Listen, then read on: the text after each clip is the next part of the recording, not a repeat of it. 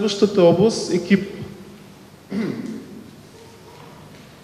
Първият ключов въпрос, особено когато става дума за нова идея, е, нали, ти може да имаш гениална идея, но да нямаш нито опит, възможности, ресурси, информация как да го направиш, така че не напразно това е един от дежурните въпроси и един от най-важните въпроси, дори когато и инвестиционни фондове си задават въпроса дали да избера този проект или друг. Именно да оценят екипа, да оценят неговия опит от гледна точка на как работят, какво преди това са правили. Не напразно е избран и тук като отделен елемент от модела за оценка.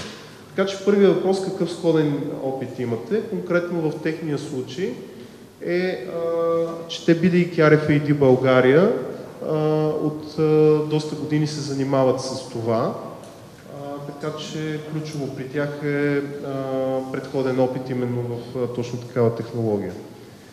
На тема специфични ресурси и информация, което е различно от опит. Ти може да имаш нещо, даден договор или достъп до даден доставчик или някаква специфична суровина, информация, която да те отличи и да те прави уникален като позициониране и конкурентна способност, така че този въпрос адресира именно това. Конкретно в техния случай е отново базирано на това, че те като RFID България имат значим опит от години. Следващия въпрос е свързан с това как ще продаваш.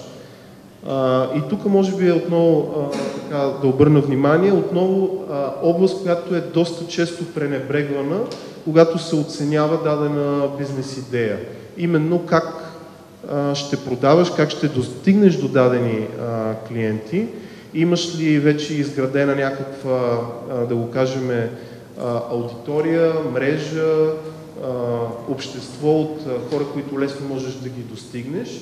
Или пък, нали, това последното, което го казах, е повече релевантно, когато става дума за B2C продажби, но ако съответно решението, както е в случая, е свързано с B2B продажби, е доста важен предходен опит с продажби на бизнеси на организации. Така че това е смисъла на този въпрос. Конкретно при тях това е червено, доста така има голяма болка на тях като компания, екип, именно свързано с канали и опит точно за B2B по-големи компании и продажби.